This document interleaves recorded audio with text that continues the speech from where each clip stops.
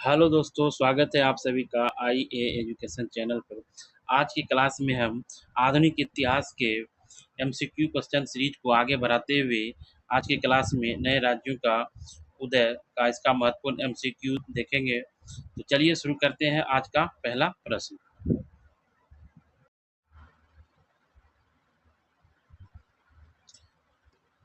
पहला प्रश्न है, 1651 ईस्वी में अंग्रेजों को बंगाल में प्रथम कोठी बनाने की अनुमति किस मुगल शहजादे द्वारा प्रदान की गई थी? तो इसका सही जवाब है ऑप्शन बी, शाह शुजा के द्वारा। अगला प्रश्न है, किस महिला डॉक्टर द्वारा चिकित्सा सेवा प्रदान करने के बदले शाह शुजा ने अंग्रेजों को 3000 रुपये वार्षिक कर के बदले बंगाल, बिहार, उड़ीसा में मुक्त व्यापार करने की अनुमति दी थी? तो इसका सही जवाब है ऑप्शन ए, डॉक्टर बॉटन।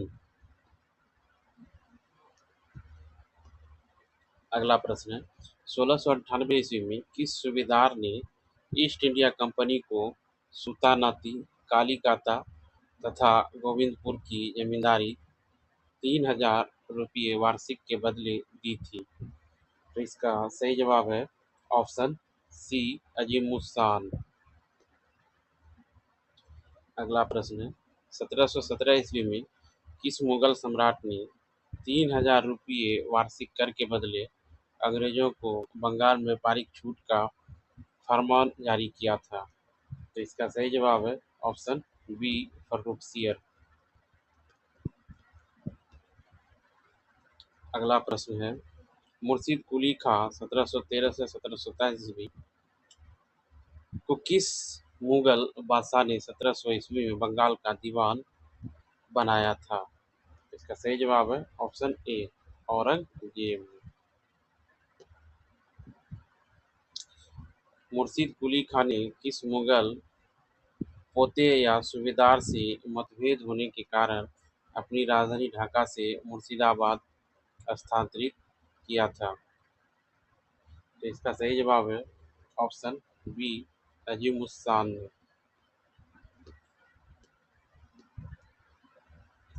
अगला प्रश्न है, बंगाल में भूमि बंदोबस्त में इजारेदारी प्रथा, जिसे ठेकेदारी प्रथा भी कहते हैं, प्रारंभ करने तथा कुलीन वर्ग का जनक किसे माना जाता है?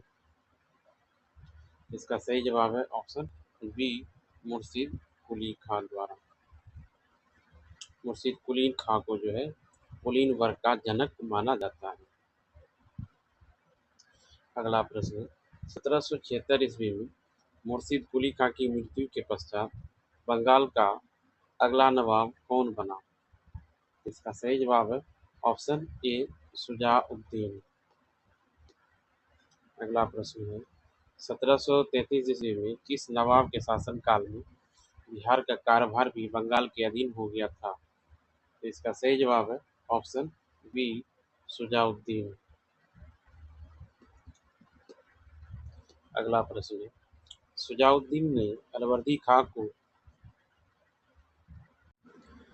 शुजाउद्दीन ने अलवर्दी खां को बिहार का कौन सा पद या अधिकारी नियुक्त किया था? इसका सही जवाब है ऑप्शन बी, नायब सूबेदार।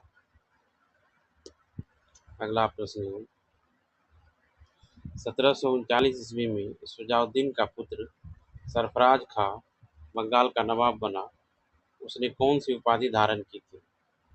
इसका सही जवाब है ऑप्शन ए, आल आलम उद्दौला हैदर जंग। अगला प्रश्न, अलवर्दी खां ने किस प्रसिद्ध युद्ध में सरफराज खान की हत्या करके बंगाल की सत्ता पर अधिकार कर लिया था? तो इसका सही जवाब है ऑप्शन सी, गिरिया का युद्ध। अगला प्रश्न है,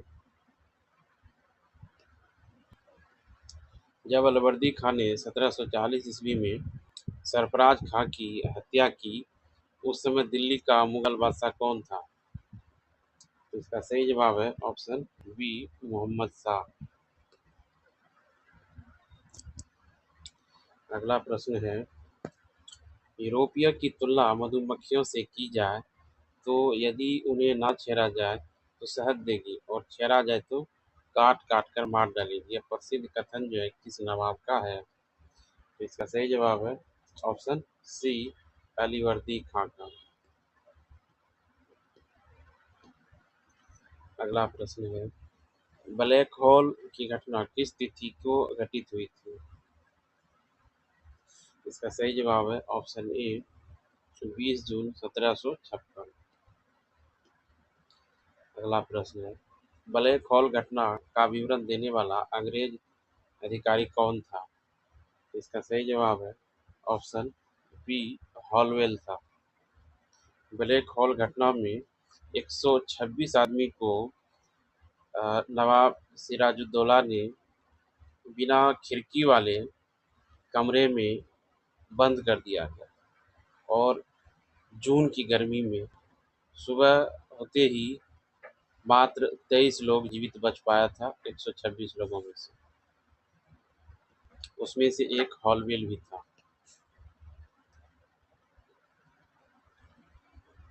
हॉलवेल के अनुसार ब्लैक होल घटना के दौरान 18 फुट लंबी 14 फुट 10 इंच चौड़ी कोठरी में कुल कितने अंग्रेज बंदियों को रखा गया था?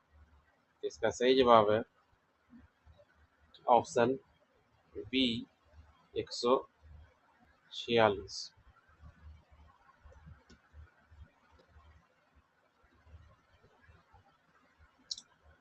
अगला प्रश्न है, ब्लैक होल की घटना के बाद अगली सुबह 146 अंग्रेज कैदियों में से हॉलवेल सहित कुल कितने व्यक्ति जीवित बचे थे? इसका सही जवाब है ऑप्शन बी, 23 व्यक्ति जीवित बचे थे। अलवर्दी खां का दामाद मीर कासिम बंगाल का नवाब कब से कब तक रहा? तो इसका सही जवाब है ऑप्शन बी, 1760 से 1763 में। अगला प्रश्न है, सिराजुद्दौला की माता का नाम क्या था जो अलीवर्दी खां की पुत्री थी? तो इसका सही जवाब है ऑप्शन बी, अमीना बेगम।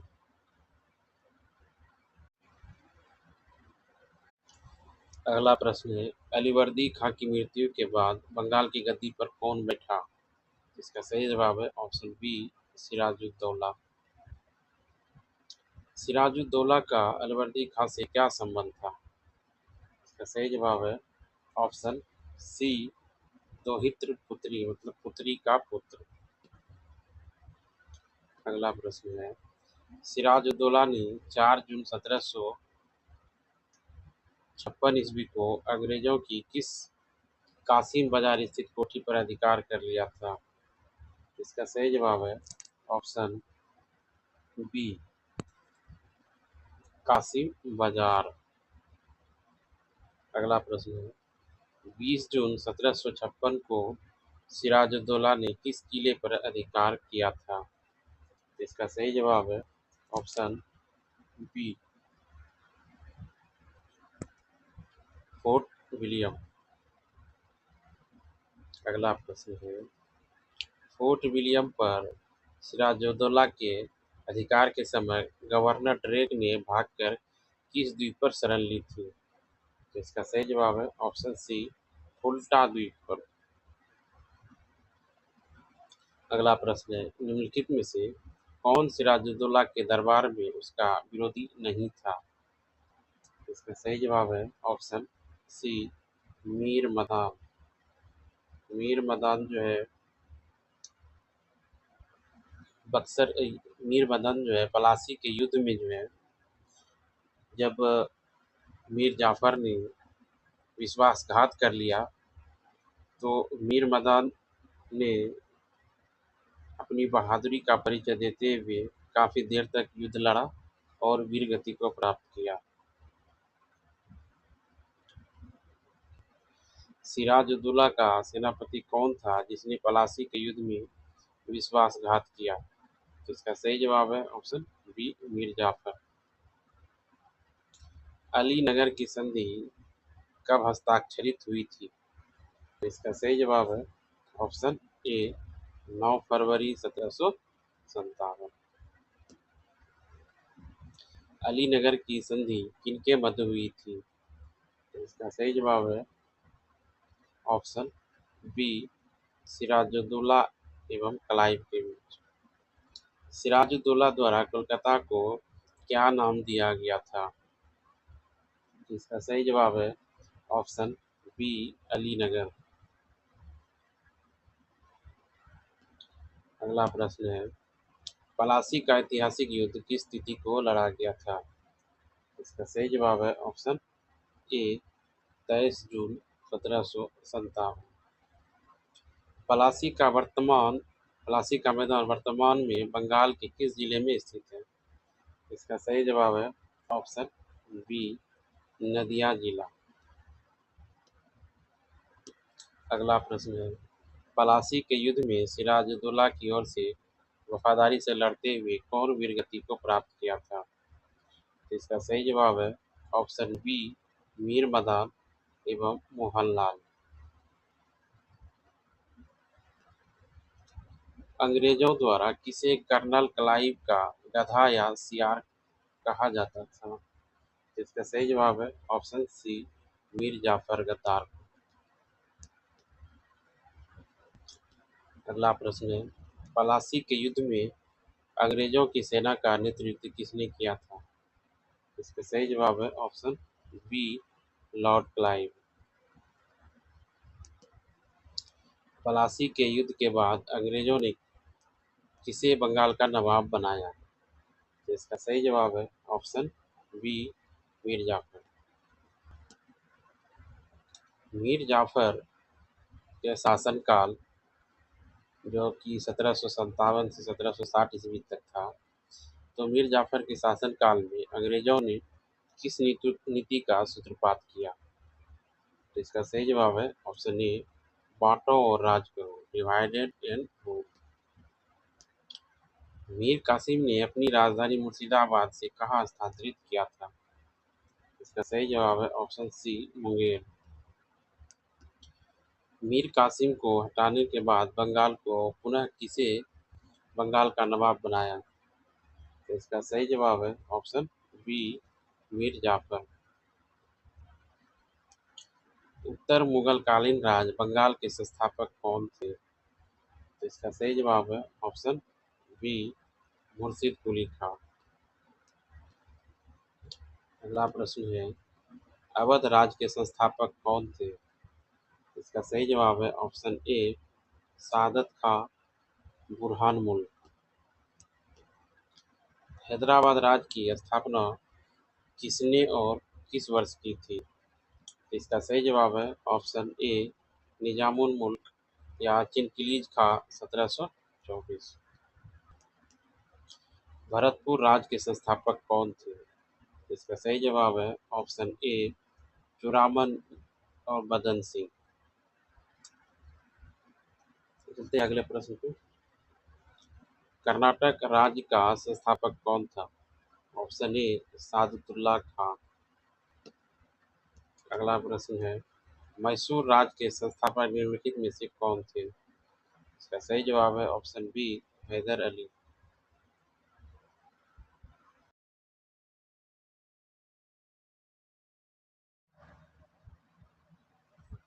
अगला प्रश्न है, बक्सर के युद्ध जो कि 22 अक्टूबर 1764 ईस्वी में हुआ था, उसके संदर्भ में निम्नलिखित कथनों पर विचार कीजिए। पहला कथन है, इस युद्ध में अंग्रेजी सेना का नेतृत्व हेक्टर मुनरो ने किया था। युद्ध के उपरांत मीर कासिम दिल्ली की ओर भाग गया, जहां 1777 ईस्वी में उनकी मृत्यु हो गई। इस युद्ध के विजय के बाद ही बंगाल में वास्तविक रूप से ब्रिटिश संप्रभुता स्थापित हुई। उपरोक्त में से कौन से कथन सत्य है? तो इसका सही जवाब है ऑप्शन ए, 1, 2 और 3 सत्य है। अगला प्रश्न है, फरवरी 1765 ईस्वी में मीर जाफर की मृत्यु के बाद बंगाल का नवाब किसे बनाया गया जो अल्पवयस्क था? तो इसका सही जवाब है ऑप्शन बी, नजमुद्दौला या निजामुद्दौला। अगला प्रश्न है, इलाहाबाद की प्रथम संधि 12 अगस्त 1765 ईस्वी पर निम्नलिखित में से किनके हस्ताक्षर पर हुए थे? तो इसका सही जवाब है ऑप्शन सी, मुगल सम्राट शाह आलम द्वितीय, नवाब नजमुद्दौला और रॉबर्ट क्लाइव के बीच। अगला प्रश्न है, इलाहाबाद की दूसरी संधि जो 16 अगस्त 1765 ईस्वी की शर्तों के संबंध में कौन सा कथन असत्य है? तो इसका सही जवाब है ऑप्शन डी, वाराणसी और गाजीपुर का क्षेत्र पूरी तरह से अंग्रेजों ने अपने प्रत्यक्ष दीवानी अधिकार में ले लिया। अगला प्रश्न है, इलाहाबाद की दूसरी संधि के तहत वाराणसी और गाजीपुर के क्षेत्र पर किसका अधिकार स्वीकार किया गया, परंतु वह किसके अधीन माना गया? तो इसका सही जवाब है ऑप्शन ए, राजा बलवंत सिंह का अधिकार अवध के नवाब के अधीन।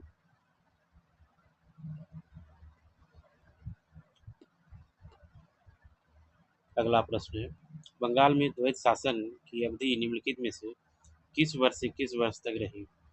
तो इसका सही जवाब है ऑप्शन बी, 1765 से 1772 तक। 18वीं शताब्दी में अवध राज्य किन दो भौगोलिक सीमाओं के मध्य फैला हुआ था, जिसे बफर राज्य के रूप में जाना जाता था? तो इसका सही जवाब है ऑप्शन सी, पश्चिम में कन्नौज से लेकर पूर्व में कर्मनाशा नदी तक। अगला प्रश्न है, अवध के स्वतंत्र राज्य के संस्थापक सादत खां बुरहानुल मुल्क के मूल वंश और संप्रदाय के विषय में क्या सत्य है? तो इसका सही जवाब है ऑप्शन डी, वह निसापुर के सैयदों का वंशज और ईरानी सिया सरदार था। अगला प्रश्न है, सादत खां को किस मुगल सादत खां को किस मुगल सम्राट के शासनकाल में अवध का सूबेदार बनाया गया और अवध के स्वतंत्र राज्य का निर्माण हुआ? तो इसका सही जवाब है ऑप्शन ए, सम्राट मोहम्मद शाह।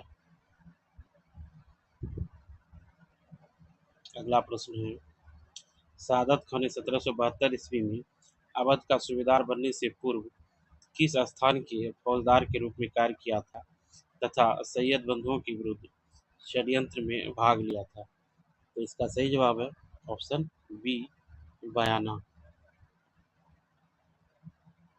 अगला प्रश्न, सादत खां बुरहानुल मुल्क को वंशवादारी व्यवस्था में क्रमशः कौन सा मनसब प्राप्त हुए थे? तो इसका सही जवाब है ऑप्शन सी, पहले पचहजारी फिर सप्तहजारी। अगला प्रश्न है, सादत खान ने 1772 ईस्वी से 1722 ईस्वी तक किस स्थान के गवर्नर के रूप में शासन संभाला था, जिसका शासन अपने नायब नीलकंठ नगर के द्वारा चलाया? इसका सही जवाब है ऑप्शन डी, आगरा। 1723 ईस्वी में अवध में किसानों को बड़े जमींदारों के जुल्मों से बचाने और राजस्व सुधार हेतु नया राजस्व बंदोबस्ती किसने लागू किया? इसका सही जवाब है ऑप्शन ए, सादत खां। नादिर शाह के दिल्ली पर अधिकार करने के बाद सादत खां की मृत्यु किस प्रकार हुई थी? तो इसका सही जवाब है ऑप्शन बी, नादिर शाह द्वारा दिल्ली बुलाए जाने पर विष खाकर आत्महत्या कर ली। अगला प्रश्न है, सादत खां का कोई पुत्र नहीं था, उसने अपनी पुत्री का विवाह अपने किस भतीजे से कराया था जो उसका उत्तराधिकारी बना? इसका सही जवाब है ऑप्शन सी, सफदरजंग अबुल मंसूर खां। सफदरजंग के शासनकाल की अवधि क्या थी? इसका सही जवाब है ऑप्शन डी, 1739 से 1754। 1748 ईस्वी में मुगल सम्राट अहमद शाह ने सफदरजंग को साम्राज्य का कौन सा पद प्रदान किया तथा कौन सा प्रांत दिया जिसे जिससे उसके उत्तराधिकारी नवाब वजीर कहलाए? तो इसका सही जवाब है ऑप्शन ए, अपना वजीर नियुक्त किया तथा इलाहाबाद प्रांत दिया। अगला प्रश्न है, सफदरजंग ने अपनी सेना और शासन में स्थायित्व लाने हेतु किन विदेशी व स्थानीय सरदारों के विरुद्ध लड़ाइयाँ लड़ी? तो इसका सही जवाब है ऑप्शन बी, रोहेलों एवं बंगस पठानों के बीच। सफदरजंग ने 1750 ईस्वी से 51 ईस्वी में की गई लड़ाई में किनकी सहायता तथा जाटों की सहायता प्राप्त की थी? तो इसका सही जवाब है ऑप्शन सी, मराठों की। अवध के नवाबों के क्रम के अनुसार वंश वृक्ष में सफदरजंग के तुरंत बाद कौन सा शासक बना? तो इसका सही जवाब है ऑप्शन डी, शुजाउद्दौला। अगला प्रश्न है, अवध के नवाबों के कालखंड का सही मिलान पर विचार कीजिए। तो इसका सही जवाब है ऑप्शन ए, 1, 2 और 3।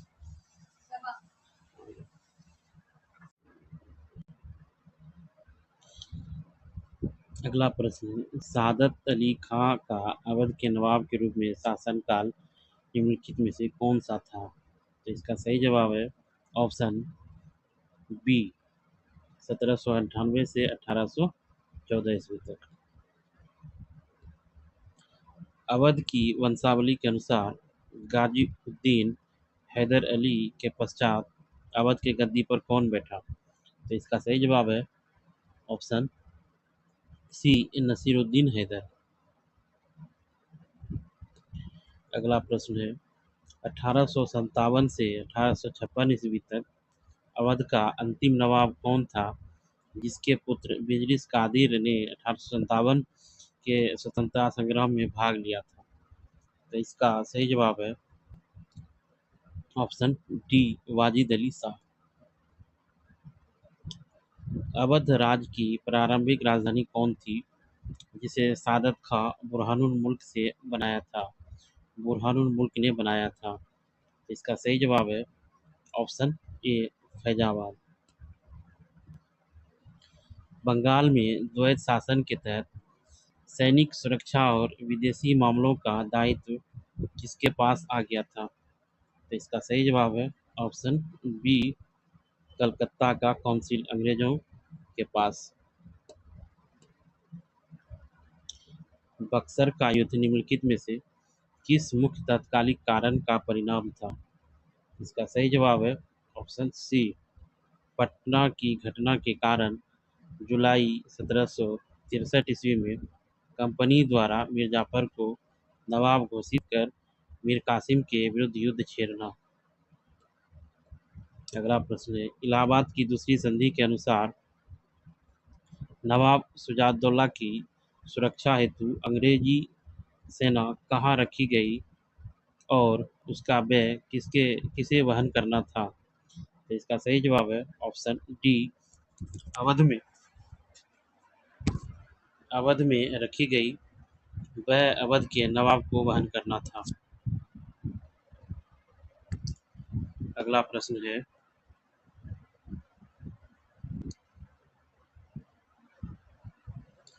सफदरजंग की नीतियों के संबंध में निम्नलिखित कथनों पर विचार कीजिए। उसने अवध व इलाहाबाद की जनता को अशांति का सामना नहीं करने दिया। उसने बागी जमींदारों को दबाया तथा मराठा सरदारों से मित्रता की। उसने अपनी सेना में केवल तुरानी सरदारों को ही सर्वोच्च स्थान दिया। उपयुक्त में से कौन सा कथन सही है? इसका सही जवाब है ऑप्शन ए, केवल 1 और 2। अवध के नवाबों का क्रमबद्ध कौन सा विकल्प सही है? तो इसका सही जवाब है ऑप्शन बी, सादत खां, सफदरजंग, शुजाउद्दौला, आसफाउद्दौला। अमजद अली शाह के पश्चात अवध के नवाब का पद किसने संभाला था? इसका सही जवाब है ऑप्शन सी वाजिद अली शाह। सादत खां बुरहानुल मुल्क ने सादत खां बुरहानुल मुल्क ने किस वर्ष अवध में नया राजस्व बंदोबस्त लागू किया था? इसका सही जवाब है ऑप्शन डी 1723 ईस्वी।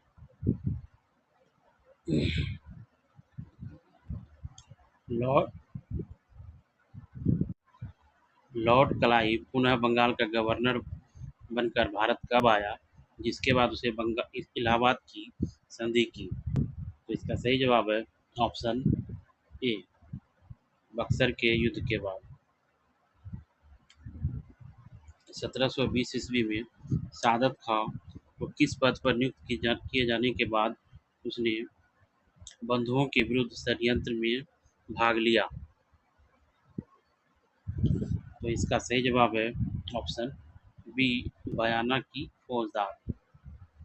अगला प्रश्न है, अवध के इतिहास में 1857 के स्वतंत्रता संग्राम के दौरान किस अल्पवयस्क नवाब को गद्दी पर बिठाकर अंग्रेजों के विरुद्ध विद्रोह का नेतृत्व किया था? इसका सही जवाब है ऑप्शन सी बिजरिस कादिर। 1773 ईस्वी के बनारस की संधि के संदर्भ में निम्नलिखित कथनों पर विचार करें। पहला कथन है, यह संधि अवध के नवाब शुजाउद्दौला और वारेन हेस्टिंग के मध्य निष्पादित हुई थी। इसके तहत नवाब ने इलाहाबाद और कारा जिले की कंपनी को 50 लाख रुपये में बेच दिए। संधि के तहत हेस्टिंग ने रोहिलों के विरुद्ध अवध को सैन्य सहायता देने का वचन दिया। कौन सा कथन सत्य है? इसका सही जवाब है ऑप्शन डी 1, 2 और 3 सत्य है। मीरानपुर कटरा के निर्णायक युद्ध अप्रैल 1774 ईस्वी के संदर्भ में कौन सा कथन असत्य है? इसका सही जवाब है ऑप्शन बी ब्रिटिश सेनापति हाफिज रहमत खां इस युद्ध में मारे गए। ये कथन असत्य है। अगला प्रश्न है, 1775 ईस्वी में 1775 की फैजाबाद की संधि के प्रमुख शर्तों के संबंध में असत्य कथन की पहचान कीजिए। तो इसका सही जवाब है ऑप्शन डी। इसके तहत इलाहाबाद का किला पूरी तरह रोहिलों को सौंप दिया गया। निम्नलिखित में से अवध के किस नवाब ने 1759 ईस्वी में मुगल शहजादे अली गौहर, जिसका वास्तविक नाम शाह आलम द्वितीय था, को सुरक्षा प्रदान कर लखनऊ में उनका स्वागत किया था? इसका सही जवाब है ऑप्शन बी शुजाउद्दौला। 1761 ईस्वी के पानीपत के तृतीय युद्ध में अवध के नवाब शुजाउद्दौला ने निम्नलिखित में से किसका साथ दिया था? जिसका सही जवाब है ऑप्शन बी अहमद शाह अब्दाली का। अगला प्रश्न है, 1764 ईस्वी के ऐतिहासिक बक्सर युद्ध में अंग्रेजों के विरुद्ध बने त्रिगुट में कौन कौन शामिल थे? तो इसका सही जवाब है ऑप्शन बी मीर कासिम, शुजाउद्दौला एवं शाह आलम द्वितीय। 1765 ईस्वी की इलाहाबाद की प्रथम संधि के तहत लॉर्ड क्लाइव ने अवध के नवाब शुजाउद्दौला से कौन से क्षेत्र छीनकर मुगल सम्राट शाह आलम द्वितीय को दे दिए थे? इसका सही जवाब है ऑप्शन बी कारा और इलाहाबाद। ब्रिटिश पार्लियामेंट में वारेन हेस्टिंग पर एडमंड बर्क द्वारा महाभियोग चलाए जाने का मुख्य कारण क्या था? इसका सही जवाब है ऑप्शन बी अवध की बेगमों के साथ दुर्व्यवहार व धन वसूली। अगला प्रश्न है, 1781 ईस्वी में फैजाबाद की संधि के परवाह न करते हुए ब्रिटिश रेजिडेंट ने अवध की बेगमों से जबरन धन वसूल किया था? इसका सही जवाब है ऑप्शन ए जॉन मिडल्टन। अगला प्रश्न है, 1784 ईस्वी में लखनऊ में स्थित स्थापत्य कला की अनूठी कृति बाड़ा इमामबाड़ा का निर्माण किस नवाब ने करवाया था? इसका सही जवाब है ऑप्शन बी आसफ उद्दौला। अगला प्रश्न है, लखनऊ स्थित बड़े इमाम बाड़े के स्थापत्यगत विशेषता के संदर्भ में कौन सा कथन सत्य है? इसका सही जवाब है ऑप्शन सी। इसके निर्माण में किसी भी स्तंभ का प्रयोग नहीं किया गया है। अवध के नवाबों का सही कालक्रम चुनिए। तो इसका सही जवाब है ऑप्शन ए, शुजाउद्दौला, आसफउद्दौला, वजीर अली, सादत अली खान। अगला प्रश्न है, अवध के किस नवाब ने 1801 ईस्वी में अंग्रेजों के साथ सहायक संधि कर इलाहाबाद का जिला कंपनी को सौंप दिया था? इसका सही जवाब है ऑप्शन बी, सादत अली खान। अवध के किस शासक ने 1815 ईस्वी में गवर्नर लॉर्ड हेस्टिंग के कहने पर स्वयं को बादशाह की उपाधि से विभूषित किया? इसका सही जवाब है ऑप्शन बी, गाजी उद्दीन हैदर अली खान। अगला प्रश्न है, उत्तर प्रदेश के प्रसिद्ध नगर गाजियाबाद का नामकरण किस अवध शासक के नाम पर हुआ था? तो इसका सही जवाब है ऑप्शन ए, गाजी उद्दीन हैदर अली खान। अवध के अंतिम नवाब वाजिद अली शाह का शासनकाल निम्नलिखित में से क्या था? तो इसका सही जवाब है ऑप्शन डी, 1847 से 1856 तक। लॉर्ड डलहौजी ने किस वर्ष आउट्रम की रिपोर्ट के आधार पर अवध पर कुशासन का आरोप लगाकर उसे ब्रिटिश साम्राज्य में मिला लिया? तो इसका सही जवाब है ऑप्शन सी, 1856। अगला प्रश्न है, अवध के विलय के पश्चात नवाब वाजिद अली शाह को नज़रबंद करके कहाँ भेजा गया था? इसका सही जवाब है ऑप्शन बी, कलकत्ता। अगला प्रश्न है, 1857 ईस्वी के प्रथम स्वतंत्रता संग्राम के समय अवध का नवाब किसे घोषित किया गया था? इसका सही जवाब है ऑप्शन बी, बिजलिस कादिर। 18वीं शताब्दी में मुगल साम्राज्य की दुर्बलता का लाभ उठाकर किस राजपूत राज ने अपनी स्वतंत्रता घोषणा की तथा 1708 ईस्वी में बहादुर शाह प्रथम के आक्रमण का सामना किया? तो इसका सही जवाब है ऑप्शन बी, जोधपुर मारवाड़। अगला प्रश्न है, मुगलों के विरुद्ध मारवाड़ और आमेर के राजपूत राजाओं के मध्य राजपूत राजाओं का गठबंधन कराने में किस प्रसिद्ध राठौर शासक सेनापति की मुख्य भूमिका थी? तो इसका सही जवाब है ऑप्शन बी, दुर्गादास राठौर। अगला प्रश्न है, 1714 ईस्वी में मुगल सेनापति हुसैन अली ने किस राजपूत राज पर आक्रमण किया जिसके बाद वहां के राजा को अपनी पुत्री का विवाह मुगल सम्राट फारूक सियर से करना पड़ा? इसका सही जवाब है ऑप्शन ए, अजीत सिंह जोधपुर। सैयद बंधुओं ने अजीत सिंह को अपनी ओर मिलाने के लिए किस वर्ष तक के लिए अजमेर तथा गुजरात की सूबेदारी प्रदान की थी? इसका सही जवाब है ऑप्शन सी, 1721।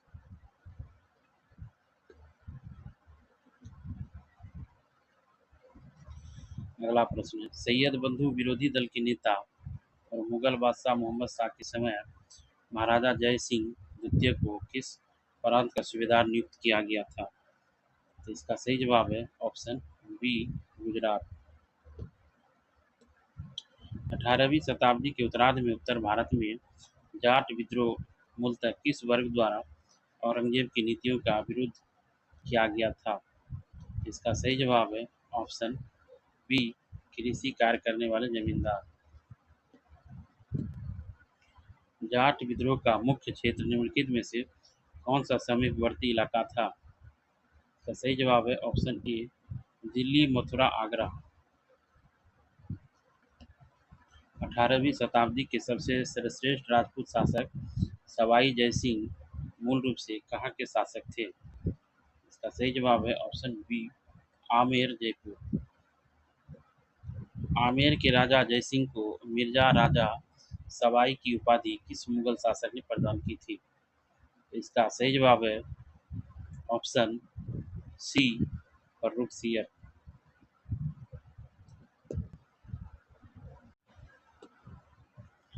अगला प्रश्न है, सवाई जयसिंह ने किस वर्ष प्रसिद्ध जयपुर शहर की स्थापना की थी? इसका सही जवाब है ऑप्शन सी, 1728। सवाई जयसिंह द्वारा स्थापित 5 खगोलीय वेधशालाओं जंतर मंतर में निम्नलिखित में से कौन सा स्थान शामिल नहीं है? इसका सही जवाब है ऑप्शन डी, इलाहाबाद। सवाई जयसिंह द्वारा खगोल शास्त्र संबंधी परीक्षणों को शुद्ध बनाने के लिए तैयार की गई सारणियों का सेट का नाम क्या नाम था? इसका नाम था जीज मोहम्मद शाही।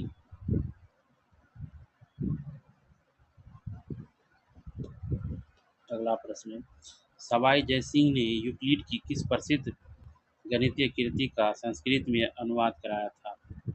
इसका सही जवाब है ऑप्शन बी, रेखागणित के तत्व। अगला प्रश्न है, सवाई जयसिंह ने त्रिकोणमिति तथा लघुगणक संबंधी किस महान पश्चिम वैज्ञानिक की कृतियों का संस्कृत में अनुवाद कराया था? इसका सही जवाब है ऑप्शन बी, नेपियर।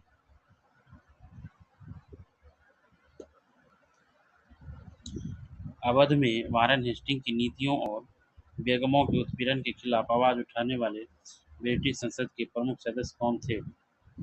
इसका सही जवाब है ऑप्शन ए, एडमंड बर्क।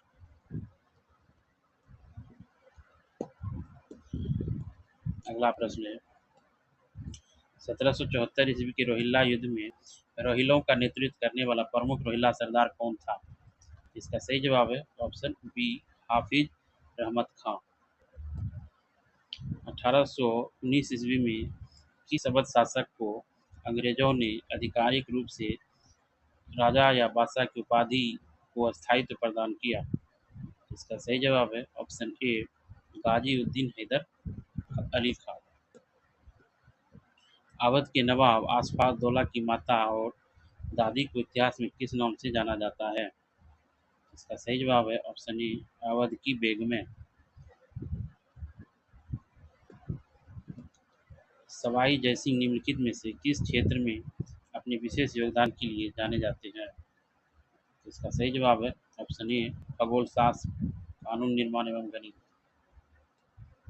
अगला प्रश्न है, मुगल बादशाह शाह आलम अब्दाली और मराठों के बीच हुए युद्ध में शुजाउद्दौला की भूमिका क्या थी? इसका सही जवाब है ऑप्शन ए, उसने अब्दाली का समर्थन किया। अवध राज्य के संदर्भ में लॉर्ड डलहौजी की विलय नीति का आधार क्या था? इसका सही जवाब है ऑप्शन बी, सुशासनकारों। तो ये था आज का हमारे क्लास का आखिरी प्रश्न। अगर ये आप वीडियो आपको अच्छा लगे तो लाइक ज़रूर करें और चैनल पर पहली बार आए हैं तो हमारे चैनल को सब्सक्राइब कर लें। और इस चैनल पर जो है आपको बहुत सारे MCQ देखने को मिलेगा। तो चलिए मिलते हैं अगली क्लास में, तब तक के लिए धन्यवाद।